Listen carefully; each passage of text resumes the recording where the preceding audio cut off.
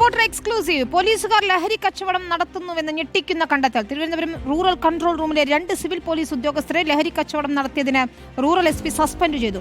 Narcotic cell DYSP നൽകിയ റിപ്പോർട്ടിന്റെ അടിസ്ഥാനത്തിലാണ് നടപടി. ലഹരി സംഘങ്ങളെ കേന്ദ്രീകരിച്ച് നടത്തിയ അന്വേഷണത്തിലാണ് കണ്ടെത്തൽ. ലഹരിക്കടത്ത് സംഘങ്ങളിലെ അംഗങ്ങളെ നിരന്തരം പിന്തുടർന്നതിൽ നിന്ന് ഞെട്ടിക്കുന്ന വിവരങ്ങളാണ് നാർക്കോട്ടിക്സ് വിഭാഗത്തിന് ലഭിച്ചത്. തിരുവനന്തപുരം റൂറൽ പോലീസ് കൺട്രോൾ റൂമിലെ 2 സിവിൽ പോലീസ് ഉദ്യോഗസ്ഥർ ലഹരി ഉപയോഗിച്ചിരുന്നതായും ലഹരി കച്ചവടം നടത്തുന്നതുമായാണ് കണ്ടെത്തിയത്. അഭിജിത്ത്, രാഹുൽ എന്നിവർക്ക് ലഹരി സംഘവുമായി നിരന്തരം ബന്ധമുണ്ടെന്നും കണ്ടെത്തി.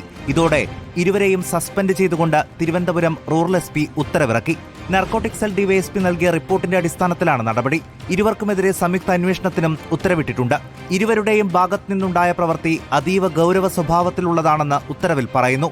ഗുരുതരമായ അച്ചടക്ക ലംഘനവും പെരുമാറ്റ ദൂഷ്യവുമാണ് ഇരുവരിൽ നിന്നും ഉണ്ടായത്.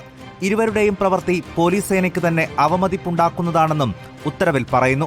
ഇരുവർക്കുമെതിരെ അന്വേഷണം നടത്തി 14 ദിവസത്തിനുള്ളിൽ കരട് കുറ്റാരോപണ മെമ്മോ നൽകണമെന്ന് റൂറൽ എഎസ്പിക്ക് എസ്.പി നിർദ്ദേശം നൽകിയിട്ടുമുണ്ട്. റിപ്പോർട്ടർ, തിരുവനന്തപുരം.